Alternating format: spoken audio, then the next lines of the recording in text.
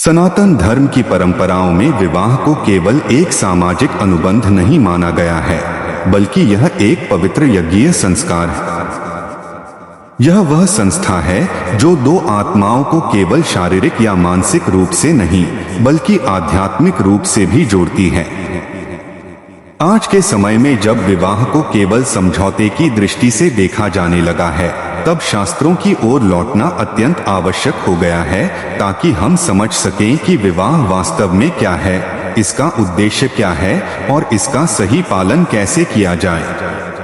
एक विवाह एक वैदिक दृष्टिकोण। ऋग्वेद, अथर्ववेद, मनुस्मृति और अन्य ग्रंथों में विवाह को एक संस्कार बताया गया है, न कि कोई अनुबंध। संस्कार का अर्थ है आत्मा को शुद्ध करने वाली क्रिया। विवाह का उद्देश्य केवल संतान उत्पत्ति नहीं, बल्कि दो जीवों को धर्म, अर्थ, काम और मोक्ष की प्राप्ति के पथ पर एक साथ चलाना है। ऋग्वेद में उल्लेख है, सखा सख्याय विवाहे कृत्वा। पति पत्नी को एक दूसरे का सच्चा मित्र बनना चाहिए। वेदों में विवाह को यज्ञ के समान पवित्र माना गया है। कन्यादान, पाणिग्रहण और सप्तपदी, ये सब विवाह के वे चरण हैं जो केवल सामाजिक नहीं, बल्कि आध्यात्मिक बंधन को भी दर्शाते हैं। दो सप्तपदी का गूढ़ अर्थ। हिंदू विवाह की सबसे महत्वपूर्ण विधि है सप्तपदी। यह 7 कदम न केवल जीवन के 7 वचनों का प्रतिनिधित्व करते हैं, बल्कि इनका संबंध 7 लोकों और 7 चक्रों से भी होता है। हर पग एक जीवन के उद्देश्य की ओर संकेत करता है। अन्न, आरोग्य, संतान, धन, संतोष, प्रेम और 7वां मोक्ष।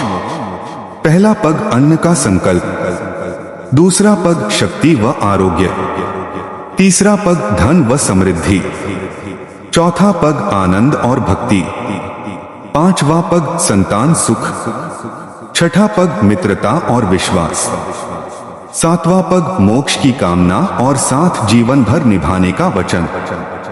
इन 7 पगों में कहीं भी समझौता शब्द नहीं आता। यह पूर्ण समर्पण और सहयोग का प्रतीक है।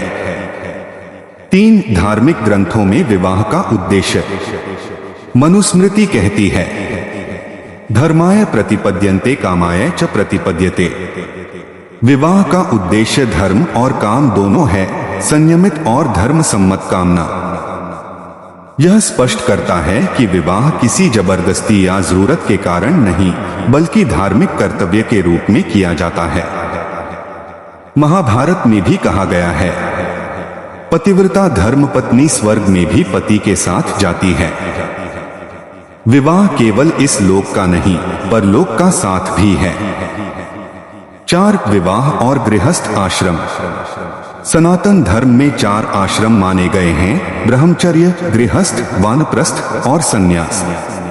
इनमें से गृहस्थ आश्रम को सर्वश्रेष्ठ कहा गया, क्योंकि इसी से अन्य 3 आश्रमों का पालन संभव होता है। गृहस्थ आश्रम की नींव है विवाह संस्कार। जब पति पत्नी धर्म पूर्वक अपने कर्तव्यों का पालन करते हैं, तब समाज, परिवार और राष्ट्र में स्थिरता आती है। 5 पति पत्नी का रिश्ता। शास्त्रों की दृष्टि से, शास्त्रों के अनुसार पति पत्नी एक दूसरे के पूरक हैं, न कि प्रतिद्वंद्वी। यह रिश्ता तू या मैं का नहीं, बल्कि हम का होता है। शास्त्रों ने दोनों को समान रूप से कर्तव्यों में बांधा है। पत्नी का धर्म सेवा, सहयोग, समर्पण। पति का धर्म सुरक्षा, स्नेह और न्यायपूर्ण आचरण। यत्र नार्यस्तु पूजन्ते रमन्ते तत्र देवता। जहां स्त्रियों की पूजा होती है, वहां देवता निवास करते हैं। 6 शिव पार्वती आदर्श दाम्पत्य का उदाहरण। भगवान शिव और माता पार्वती का रिश्ता सनातन संस्कृति में सबसे आदर्श दाम्पत्य का प्रतीक माना गया है। दोनों के स्वभाव, व्यक्तित्व, शक्ति और जिम्मेदारियां अलग होने के बावजूद वे एक दूसरे के पूरक हैं। पार्वती समर्पण की देवी, शिव तपस्या और त्याग के प्रतीक। उनका विवाह दर्शाता है कि जब तप और प्रेम, ध्यान और सेवा मिलते हैं, तब गृहस्थ जीवन भी मोक्ष का मार्ग बन सकता है। साथ आधुनिक समय में विवाह को समझौता क्यों कहा जाने लगा?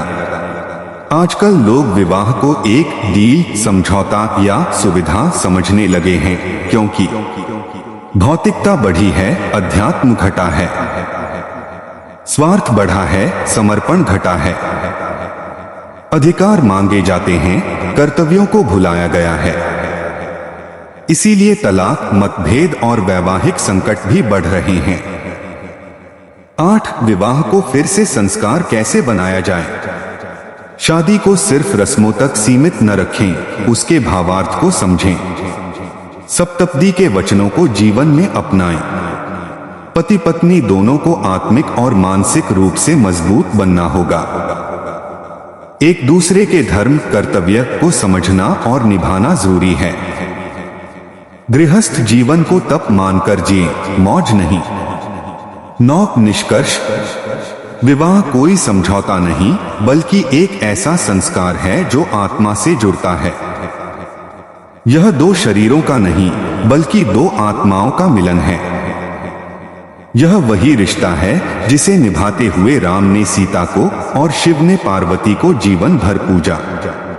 समय आ गया है कि हम अपने वैवाहिक जीवन को शास्त्रों की रोशनी में देखें और समझें कि विवाह केवल एक सामाजिक बाध्यता नहीं, एक पवित्र आध्यात्मिक यात्रा है जिसमें पति पत्नी मिलकर धर्म, अर्थ, काम और मोक्ष की ओर अग्रसर होते हैं। सनातन धर्म में विवाह को केवल पारिवारिक जीवन की शुरुआत नहीं, बल्कि एक आध्यात्मिक यात्रा के रूप में देखा गया है।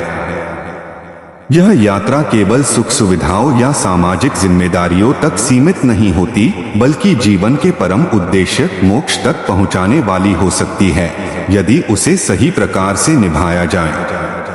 एक गृहस्थ जीवन भोग नहीं, योग का मार्ग।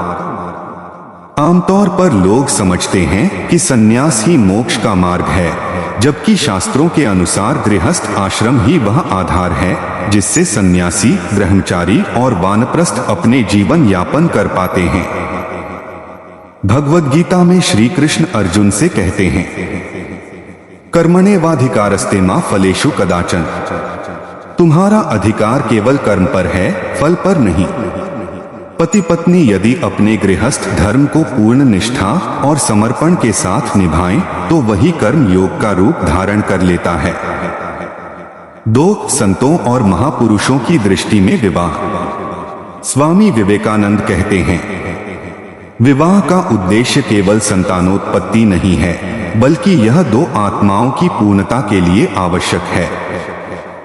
संत तुलसीदास जी ने रामचरितमानस में श्री राम और सीता के संबंध को मर्यादा और धर्म का जीवंत उदाहरण कहा है। संत एकनाथ ने अपने गृहस्थ जीवन को इस प्रकार जिया कि उसे ही तपस्या बना दिया। यह सब उदाहरण दर्शाते हैं कि जब पति पत्नी धर्म, सेवा और त्याग के मार्ग पर चलते हैं, तब विवाह मोक्ष का कारण बन सकता है, न कि बंधन। 3. विवाह में मैं नहीं, हम होता है। आज के समय में विवाह में सबसे बड़ी कमी है मैं की प्रधानता।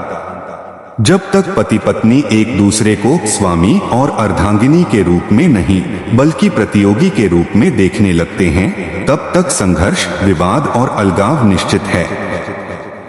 वेदों में स्पष्ट रूप से कहा गया है, एषा ते जनिता सखा धर्मे च अर्थे च कामे च नातिचरामि।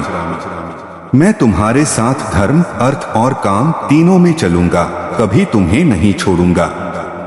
यह वचन विवाह के उस स्वरूप को दर्शाता है जहां कर्तव्य, समर्पण और साथ सबसे पहले आते हैं। 4. पति पत्नी के धर्म, एक संतुलन।